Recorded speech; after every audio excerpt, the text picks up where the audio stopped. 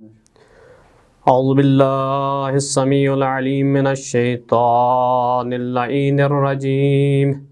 بسم اللہ الرحمن الرحیم الحمد للہ رب العالمین وصلی اللہ علی محمد وآلہ الطیبین الطاہرین لا سیما بقیت اللہ فی الارضین ولعنت اللہ علیہم اجمعین اما بعد فقد قال اللہ تبارک و تعالی فی کتابہ المجید بسم اللہ الرحمن الرحیم انما یرید اللہ لیذہب عنکم الرجس اہل البیت ویطہرکم تطہیرا۔ عزیزان گرامی، سب سے پہلے سال روز وفات کریمہ اہل بیت حضرت فاطمہ معصومہ سلام اللہ علیہا کی مناسبت سے امام زمان اجل اللہ تعالی فرجہ الشریف، تمام نائبین امام عصر بالخصوص ولی امر مسلمین جہان حضرت آیت اللہ العظمہ سید علی خامنائی، تمام مراجع اعظام، علماء کرام اور تمام مومن مومنات کی خدمت میں تسلیت و تعزیت عرض کرتے ہیں۔ حضرت فاطمہ معصومہ سلام اللہ علیہا کی شخصیت، عظمت، کرامت، شرافت کے بارے میں اس مختصر سے وقت میں پورا بیان کرنا ممکن نہیں ہے،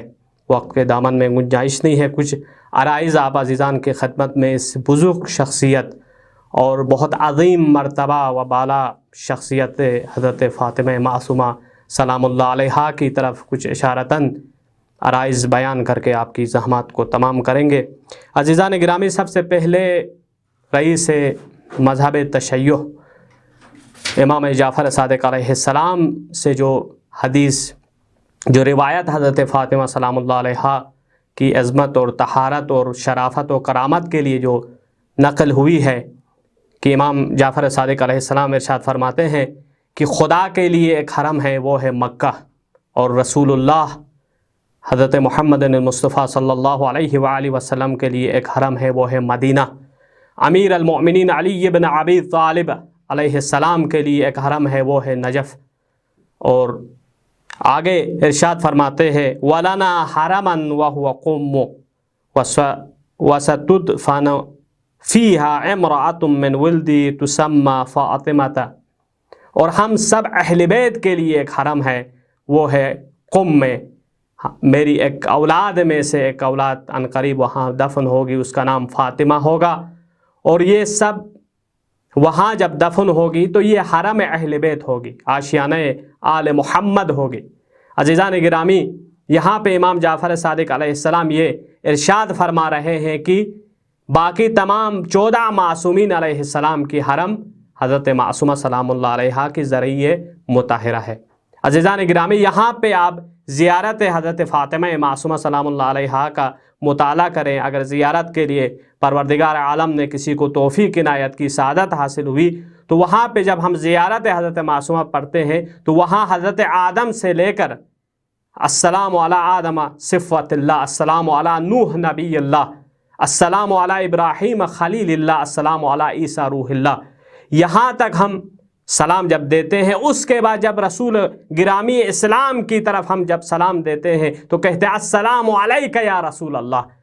یعنی اس کا مطلب یہ ہے کہ ہم مخاطب ہیں رسول اللہ سے، یعنی ایسا گویا ایسا ہے کہ آپ رسول گرامی اسلام کی ذریعہ مبارک کے ساتھ کھڑے ہیں، آپ مخاطب ہیں۔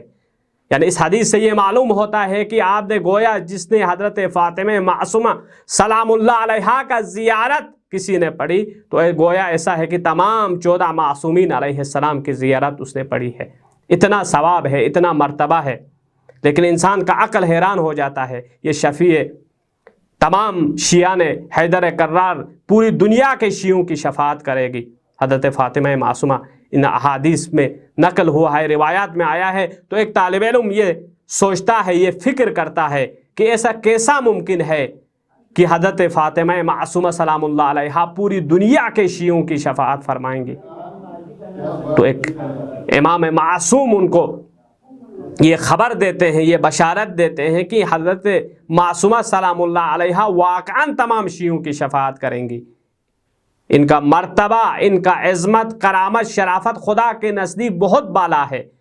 تو وہ طالب علم یہ سوچتا ہے شاید یہ صرف قم کے شیعوں کے لیے شفاعت فرمائیں گی، تو کہا قم کے شیعوں کی شفاعت کی ذمہ داری حضرت آیت اللہ العظمہ مرزا قمی کی ہے، یہ تو چھوٹا سا کام ہے، لیکن حضرت معصومہ سلام اللہ علیہا کی عظمت طہارت بالاتر از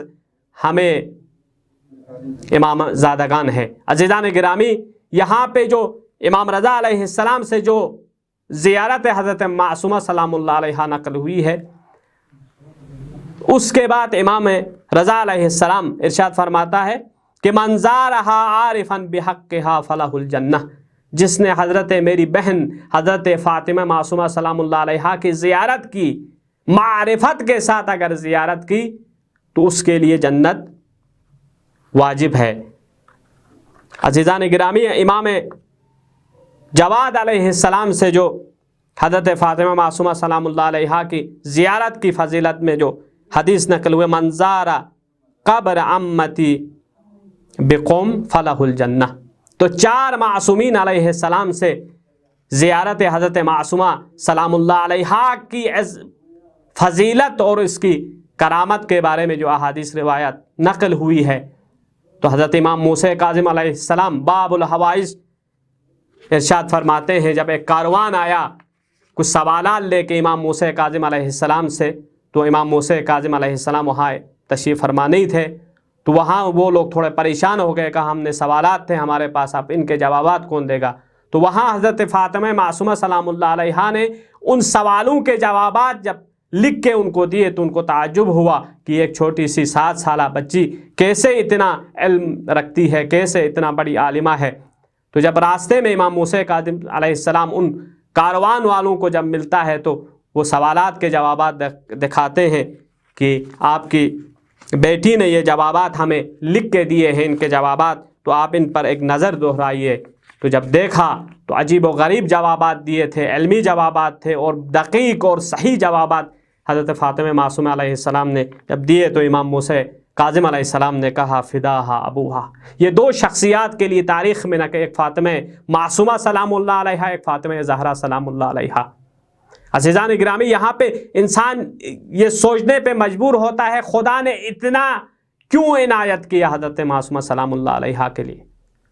جب علامہ حلی رحمۃ اللہ علیہ رضوان اللہ تعالیٰ علیہ جب کربلا زیارت کے لیے جا رہا تھا، کسی بیابان میں پہنچنے کے بعد وہ سوچنے پہ مجبور ہوتا ہے خدا نے حسین علیہ السلام کو اتنی عظمت و کرامت اور اتنا مقام و مرتبہ کیوں دیا؟ تو وہاں پہ امام زمان امام مہدی اجل اللہ تعالی فرجہ الشریف وہاں پہ آ کے علامہ حلی کو ایک قصہ نقل کرتا ہے، کہتا ہے ایک بادشاہ تھا، وہ بھٹک جاتا ہے، مختصر عرض کر رہا ہوں، بھٹک جاتا ہے جنگل میں، وہ کسی کے گھر پہنچتا ہے تو وہاں ایک بوڑھی اور بوڑھا ہوتا ہے، تو وہاں مہمانی، کہتا ہے مہمان نہیں چاہیے، تو وہ کہتا ہے کہ مہمان حبیب خدا ہے، تو وہ بوڑھی اور وہ بوڑھا مرد جو ہے اس کے لیے تمام جو بھی ان کے گھر میں تھے وہ اس کے خدمت کے لیے پیش کرتے ہیں۔ وہ جب واپس آتا ہے بادشاہ تو عزیزان گرامی جب ان کے وزراء سے جب مشورہ کرتا ہے کہ اس نے میرے لیے سب کچھ، جس نے زندگی کا جو کچھ ہے کسی کے لیے اگر فدا کیا ہو تو اس کے لیے کیا دینا چاہے، تو کسی وزیر نے کہا اس کے لیے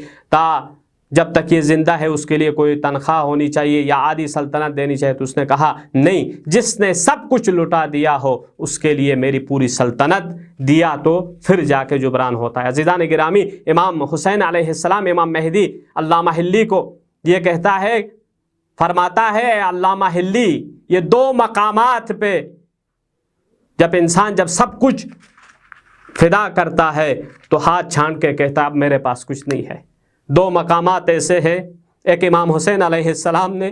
جب کربلا کے میدان میں سب کچھ قربان کرنے کے بعد ہاتھ چھانٹ کے کہا پروردگارا میں نے سب کچھ قربان کیا ہے۔ ایک دوسرا مقام تھا جب امیر المومنین علی ابن ابی طالب نے حضرت زہرا سلام اللہ علیہا کو دفن کرنے کے بعد ہاتھ چھاڑ کے کہا ہم پروردگارا میری دنیا تھی زہرا، میری پوری دنیا تیرے لیے قربان کی۔ حضرت فاطمہ معصومہ سلام اللہ علیہا نے بھی جب ہجرت کیا تو سب گھر بار چھوڑ کے، عزیزوں کو چھوڑ کے، خدا کی دین کی خدمت کے لیے اپنے بھائی سے ملنے کے لیے ہجرت کر کے آئی ہے۔